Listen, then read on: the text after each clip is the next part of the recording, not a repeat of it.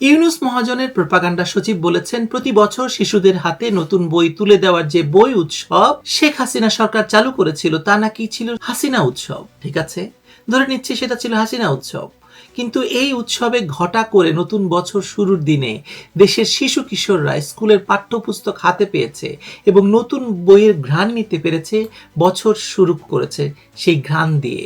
এটা কি অস্বীকার করতে পারবেন আপনারা? এই অথর্ব সরকার অবৈধভাবে দেশের ক্ষমতা দখল করে বছরের শুরুতে শিশুদের হাতে বই দিতে পারেনি, কিন্তু বইয়ের ভেতর বাংলাদেশের প্রকৃত ইতিহাস গোবর দেওয়া নির্বাচিত অংশগুলো পাঠ্যপুস্তকে ঢুকিয়ে স্বাধীনতা, মুক্তিযুদ্ধ সহ দেশের প্রকৃত ইতিহাসকে বাদ দিয়ে দিয়েছে।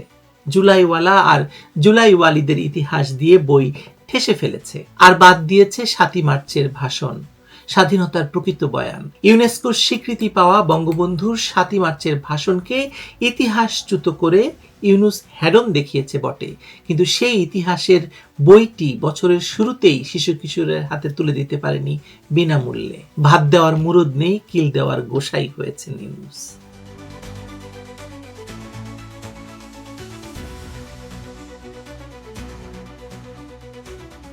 একটা রাষ্ট্র তার ইতিহাস কিভাবে বলে, কোথায় থামে, কাকে সামনে আনে আর কাকে সরিয়ে দেয়, এগুলো কেবল পাঠ্যসূচির প্রশ্ন নয়, এগুলো ক্ষমতা, স্মৃতি আর ভবিষ্যৎ নাগরিক তৈরির রাজনীতি। বাংলাদেশে নতুন শিক্ষা বর্ষে যা ঘটেছে বা ঘটছে সেটাও ঠিক এই জায়গায় এসে দাঁড়িয়েছে। একদিকে বছরের শুরুতেই শিক্ষার্থীদের হাতে সব বই তুলে দিতে ব্যর্থ রাষ্ট্রযন্ত্র, অন্যদিকে সেই অপূর্ণ হাতে তুলে দেওয়া বইয়ের ভেতর ঢুকিয়ে দেওয়া হচ্ছে একেবারে সদ্য ঘটিত রাজনৈতিক সন্ত্রাসকে ইতিহাস হিসেবে তুলে ধরে। ২০২৪ সালের জুলাই সন্ত্রাস নিঃসন্দেহে বাংলাদেশের রাজনীতির ইতিহাসে বড় ঘটনা। তথাকথিত গণ আন্দোলনের নামে ভয়ঙ্কর সন্ত্রাসের মধ্য দিয়ে ক্ষমতাসীন সরকার উৎখাত করা হয়েছে, রাষ্ট্র ক্ষমতার দখল নেওয়া হয়েছে ইউনূসের নেতৃত্বে। কিন্তু মজার ব্যাপার হলো, এই ঘটনার ইতিহাস রচনার গতি বাস্তবতার চেয়েও দ্রুত গতিতে সম্পন্ন হয়েছে। ২০২৪ জুলাই মাসে কি ঘটেছিল বাংলাদেশে? অভ্যুত্থান, বিপ্লব নাকি ভয়ঙ্কর রক্তক্ষয়ী সন্ত্রাস? এসব প্রশ্নের উত্তর নিশ্চিত হওয়ার আগেই, এসব বিচার বিশ্লেষণ শেষ না হতেই, রাজনৈতিক দায় দায়িত্বের হিসেব না কষেই সেটিকে ষষ্ঠ থেকে নবম দশম শ্রেণীর ইতিহাসে পাঠ্য বইয়ে স্থায়ী সত্য হিসেবে ঢুকিয়ে দেওয়া হয়েছে। এখানে ইতিহাস আর সমকালীন রাজনীতির সীমারেখা মিলেমিশে এক হয়ে গেছে। নতুন বইগুলোতে স্বাধীন বাংলাদেশে গণ অভ্যুত্থান নামের অধ্যায়, পাঠ আর উপপাঠ যোগ হয়েছে। ১৯৯০ সালের গণ অভ্যুত্থান এবং ২০২৪ সালের জুলাই অভ্যুত্থানকে একই ধারায় বসানো হয়েছে। ভাষা লক্ষ্য করলে বোঝা যায় এটি কেবল বর্ণনা নয়, মূল্যায়নও। বলা হচ্ছে এই অভ্যুত্থান গণতন্ত্র, সাম্য, মানবিক মর্যাদার উজ্জ্বল দৃষ্টান্ত। নবম দশম শ্রেণীর বইয়ে জাতিসংঘের বিতর্কিত তদন্ত দলের প্রশ্নবিদ্ধ মৃত্যুর পরিসংখ্যানও যুক্ত করা হয়েছে। অর্থাৎ রাষ্ট্র নিজে একটি রাজনৈতিক ঘটনার নির্দিষ্ট পাঠ দাঁড় করিয়ে দিচ্ছে, যা নিয়ে ভবিষ্যতে বিতর্ক থাকলেও শিক্ষার্থীদের সামনে সেটাই হবে সরকারি বয়ান, সরকারি ইতিহাস। একই সঙ্গে এই অবৈধ এবং অসাংবিধানিক সরকার বঙ্গবন্ধু শেখ মুজিবুর রহমানের ৭ই মার্চের ভাষণ পাঠ্য বই থেকে বাদ দিয়েছে। এটি শুধু একটি গদ্য বাদ দেওয়া নয়, এটি স্বাধীনতার ইতিহাসকে বাদ দেওয়া, রাষ্ট্রের স্মৃতিকে ভুলিয়ে দেওয়ার চেষ্টা। অষ্টম শ্রেণীর সাহিত্য কণিকা বই থেকে ঐতিহাসিক ভাষণ ভিত্তিক গদ্য সরিয়ে দেওয়া হয়েছে। বিভিন্ন বইয়ে বঙ্গবন্ধু উপাধিও অনেক জায়গায় বাদ পড়েছে। এটা নাকি নিরপেক্ষতা? এটি যে গায়ের জোরে ক্ষমতা দখল করে রাষ্ট্রের স্মৃতিকে নষ্ট করে দেওয়া, পরবর্তী প্রজন্মকে প্রকৃত ইতিহাস জানতে না দেওয়া, সেটা তো বলার অপেক্ষা রাখে না। একটি সন্ত্রাসকে অভ্যুত্থান হিসেবে জোরালোভাবে সামনে এনে দেশের স্বাধীনতার ঐতিহাসিক ভিত্তিকে সরিয়ে দেওয়ার মধ্যে রাজনৈতিক প্রকল্প আছে, রাষ্ট্র দখল করে ক্ষমতার অপব্যবহারও আছে, আছে ভয়ঙ্কর প্রতিহিংসা। আপনি বলুন, চাইলে কি এত দ্রুত ইতিহাস লিখে ফেলা যায়? ইতিহাসবিদরা সাধারণত বলেন ইতিহাসের জন্য দূরত্ব দরকার, সময়, তথ্য, বহুমতের সংঘর্ষ। কিন্তু পাঠ্য বইয়ের এই পরিবর্তনে সেই দূরত্ব নেই, বরং আছে তাড়াহুড়া। সাবেক NCTB chairman AKM Riazul Hasan নিজেই বলেছেন, সিদ্ধান্তগুলো ভালো, কিন্তু তথ্যের নির্ভরযোগ্যতা নিয়ে সতর্ক থাকতে হবে। এই সতর্ক বার্তাটাই আসলে গোটা প্রক্রিয়ার দুর্বলতা প্রকাশ করে। কারণ যে ঘটনা নিয়ে এখন রাজনৈতিক মামলা, মোকদ্দমা, আন্তর্জাতিক তদন্ত, ভিন্ন ভিন্ন বয়ান চলছে, সেটিকে একক ভাষায় পাঠ্য বইয়ে ঢুকিয়ে দেওয়া মানে ভবিষ্যতের বিতর্কের বীজ বপন করা। আর তারা মনে করছে এভাবেই তারা একে ইতিহাসের অংশ করে ফেলতে পারবে। এত সোজা? আসলে কি জানেন, এসব ইতিহাস ফিতিহাস কিছু নয়। নিজেদের ব্যর্থতা ঢাকতে তারা এই নয়া ইতিহাসের প্রকল্প নিয়ে নেমেছে। কি ব্যর্থতা? কোনটা বলবো? অসংখ্য ব্যর্থতা।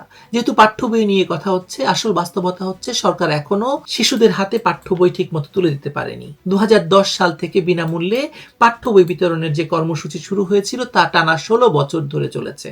ইউনূস ক্ষমতায় বসে প্রথম বছরে তো বই দিতেই পারেনি, সারা বছর ধরে। 2026-এর জানুয়ারিতেও ছাত্রছাত্রীদের হাতে বই পৌঁছেনি। এবছরও প্রাথমিক এবং মাধ্যমিক স্তরে জানুয়ারির শুরুতে 100% বই পৌঁছেনি। সরকারের এই ব্যর্থতার প্রভাব ভয়াবহ। বই দেরিতে মানে ক্লাস দেরিতে, সিলেবাস অসম্পূর্ণ, পরীক্ষা ঠিকমতো সময়ে অনুষ্ঠিত না হওয়া, সবচেয়ে বড় কথা হলো শিক্ষার্থীরা শিক্ষা বঞ্চিত হওয়া। শিক্ষার্থীরা না পড়েই পরীক্ষায় বসছে, ভালো জিপিএ পাচ্ছে, কিন্তু ভেতরে শিখন শূন্য, বারণ তাদেরকে পাশ করিয়ে দেওয়ার উপরে নির্দেশ আছে, কিন্তু ভেতরে তাদের কোনো শিক্ষা নেই। তাদেরকে পাশ করিয়ে দেওয়ার উপরে নির্দেশ আছে, পড়ালেখা দরকার নেই। ব্র্যাক বিশ্ববিদ্যালয়ের ইমেরিটাস অধ্যাপক মঞ্জুর আহমেদের ভাষায়, পুরো শিক্ষা ব্যবস্থায় অন্তঃশ্বাস শূন্য হয়ে পড়েছে। এই প্রজন্মই একদিন রাষ্ট্র চালাবে, অথচ তাদের ভিত্তিটাই নড়বড়ে। একথা মঞ্জুর আহমেদ বলছেন। রাষ্ট্র একদিকে নৈতিক উচ্চতায় দাঁড়িয়ে নতুন নাগরিক চেতনার প্রকল্প শোনাচ্ছে, গল্প শোনাচ্ছে নতুন বন্দোবস্তের গল্প, অন্যদিকে ন্যূনতম প্রশাসনিক দায়িত্ব বছরের শুরুতে বই দেওয়া, সেটি পালন করতে পারছে না। ইতিহাস শেখানোর আগে তো ইতিহাসকে ধারণ করার যে বই, অবকাঠামো, বই ছাপানো এবং সেগুলো বছরের শুরুতেই ছাত্রছাত্রীদের হাতে পৌঁছে দেওয়া, এগুলো ঠিক করতে হবে, তাই না? বই হাতে না পেলে ইতিহাসের অধ্যায় কাগজে থাকলেও শিক্ষার্থীরা সেটা জানতে পারবে বলুন? কিন্তু সরকার শুধু খবরের শিরোনাম হতে চায়। সরকার জানে ইতিহাস বদলালে সেটাই খবর হবে, ছাত্রছাত্রীদের বই দেওয়ার বিষয়টি আর খবর হবে না, কেউ সেটা পাত্তা দেবে না। ওদিকে নতুন ইতিহাস লিখলে কি হবে? বই ছাপা বিতরণ ঘিরে যে সিন্ডিকেট, দরপত্রের ফাঁকফোকর, মন্ত্রণালয়, এনসিটিবি, ছাপাখানার যোগসাজশের অভিযোগ, সেগুলো সবই এক একটি মাফিয়া হয়ে বসে আছে। ক্ষমতা দখল করে নতুন সরকার সিন্ডিকেট ভাঙার আশ্বাস দিয়েছিল। ফলাফল একই, দেরি, অজুহাত আর শিক্ষার্থীদের ক্ষতি। শিক্ষার্থীরা স্কুলে কলেজে কি শিখছে তার খোঁজ কারো কাছে নেই, আর সরকার আছে ইতিহাস নিয়ে। একদল শিক্ষার্থীকে মব হিসেবে রাস্তায় নামিয়ে তাদের হাতে অস্ত্র দিয়ে তাদের ঢাল হিসেবে ব্যবহার করে সরকার ক্ষমতায় আছে। ফলে তাদেরকে তো ইতিহাসের অংশ করতেই হবে। আর সে কারণে নতুন বই না দিতে পারলেও নতুন এবং স্বরচিত ইতিহাস ঠিকই শেখানোর চেষ্টা করে যাচ্ছে সরকার। প্রশ্ন হলো, শিক্ষা ব্যবস্থার মূল সংকট কি ইতিহাসের অধ্যায় নিয়ে নাকি শিক্ষার মান নিয়ে?